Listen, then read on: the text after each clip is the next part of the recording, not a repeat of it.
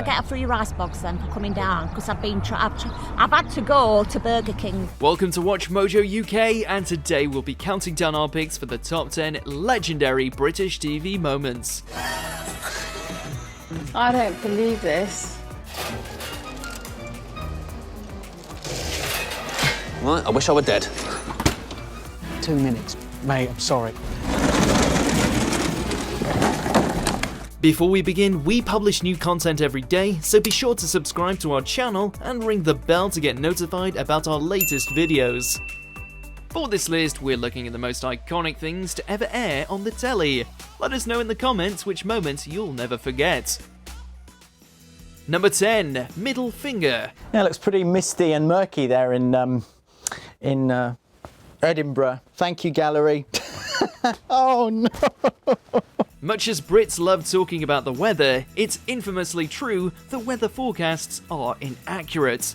This is what Simon McCoy was getting at when he was about to hand over to weatherman Thomas Schevenaker, and he joked about forecasts often being wrong. Now we'll have the weather forecast in a minute, and of course it'll be 100% accurate and provide all the detail you could possibly want. But Thomas made quite a blunder, giving McCoy the middle finger just as the camera cut to him. He tried to disguise the gesture, but it was too late. What should have been some friendly workplace banter turned into an incident where Schevenaker was forced to apologise after being told off by the BBC. It's still one of the funniest gaffes ever seen on BBC News. Number 9, Anne Widdecombe's performances, Strictly Come Dancing.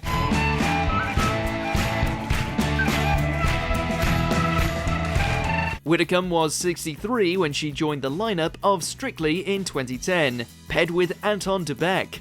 But she had less skill than most of the show's amateur dancers and was brutally criticised not only by the general public, but also by the judges. During her 10 weeks in the competition, she gave us many bizarre performances, where Dubeck was doing all the work 90% of the time.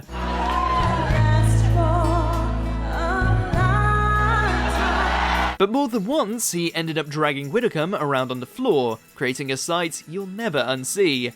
Almost all the lowest scores that series came from Widdecombe, and it's clear why.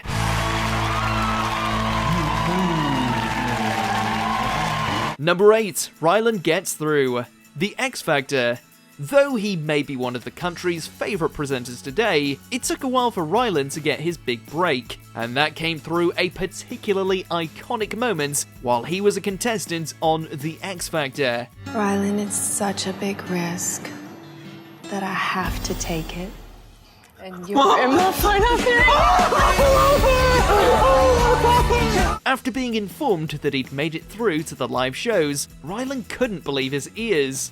He had a complete breakdown, bursting into tears right in front of Nicole Scherzinger, much of which made it through to the final broadcast.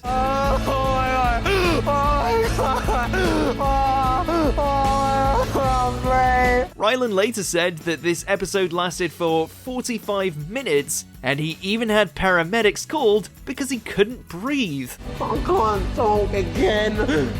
This wasn't boot camp. Oh. Number 7, Heather Horsfall, Come Dine With Me.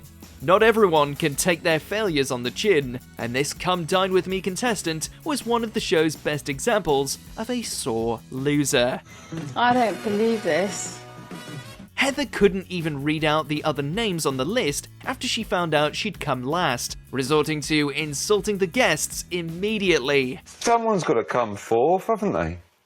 No, because my food was better than any of yours. Seriously, I am so shocked that you gave me what you did. She boasted about how good her hosting and meal was and resorted to swearing at the others before storming off to bed in her own house. I could have given you a 0 because yours was right? Do you know what? I don't deserve 4th. I'm sorry, I'm going to bed. Forget it. Even Peter Marsh kept his cool better than this during his legendary outburst. She did warn us that she wasn't afraid of speaking her mind after all. Number 6, James Acaster's Flapjacks, the great stand-up to cancer bake-off. All the bake-off contestants are technically amateurs, but some are more amateur than others. It looks a bit wet. Oh, yeah, that's because it's not baked yet.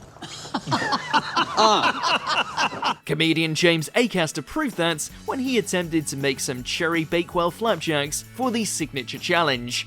Though Paul Hollywood tried to advise James that his flapjacks may not come out the way he wants them to, James didn't heed the warning and produced some very underdone treats. Right, I wish I were dead. When he presented the flapjacks to Prue and Paul, he uttered the legendary line. Started making it, had a breakdown. Bon appetit. Still, the bits that were actually cooked were tasty enough. He made no secret of how stressful he found baking during the rest of the show and messed up hilariously. No, not disappointed. Scarred. Number 5, Jonta Rhodes' kitchen fire. This morning. You're going to take a jug of water and you're going to put a little bit of water, about a couple of tablespoons of water into the pan. While restaurants were closed for the lockdown, celebrity chef Jonta Rhodes came on This Morning to show us how to cook a proper breakfast muffin. It becomes clear early on, however, that the link is significantly delayed. This means not only that the cooking instructions turn into a complete mess, but also that when he accidentally sets a tea towel on fire, it takes quite a while for them to get his attention. Put your muffins in the toaster. On fire. Your cooker's on fire, tea towel's on fire, John, behind you, cooker! Behind you, John, you're on fire! The kitchen begins to burn behind him. He manages to put the fire out and then sets his smoke alarm off, all while trying to teach Philip and Holly how to cook. Are you okay? You were so calm and cool about that. Well, he didn't know! Oh my God. I'm all good, I'm here. Number 4, Madonna falls off stage. 35th Brit Awards. Madonna's first performance at the Brits in 2 decades wasn't as triumphant as people hoped it would be. Right at the beginning, she walked out on stage wearing a long cape that was supposed to be pulled off her shoulders by backing dancers during Living for Love. Unfortunately, the cape was fastened too tightly and she was dragged off stage with no small amount of force.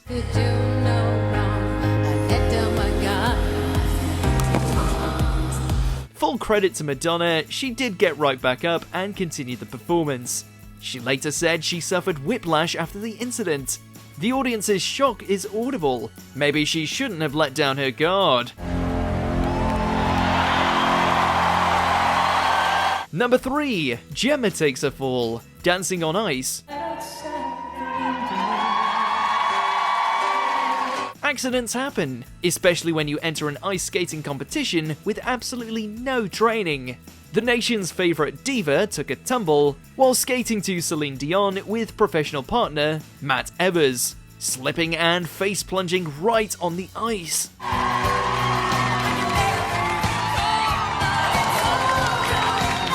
She was a good sport and got back up to finish the routine, but ended up crying from the stress of it all. The audience booed when the judges gave her some low scores, but it was still the highest score she'd gotten yet at the time. And Chris, 4. well, this is your highest score. It's 16.5 out of 40. However, the GC was plagued by rumours that she'd completely faked the fall for attention. Real or not, it was still unforgettable. Number 2, the Ambulance Challenge, Top Gear.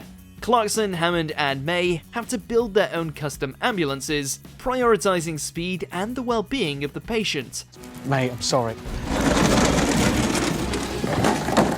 But it quickly turned out that speed was the only thing that mattered, so it was lucky the patients were all crash test dummies.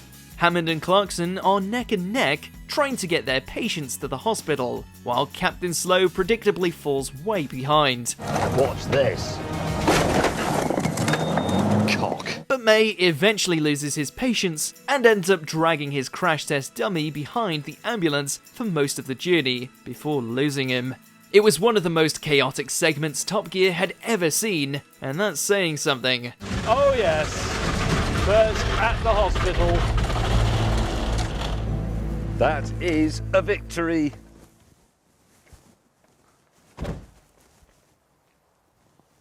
Number 1, Andy Capp, The Chase. For £100,000, Tim, the chase is on. Bradley Walsh isn't the best at keeping a straight face whenever something funny happens on The Chase. And one of his biggest meltdowns came while trying to read this unfortunate question during a celebrity special. What is the cartoon character Andy Capp known as in Germany? A. Dick Tingler.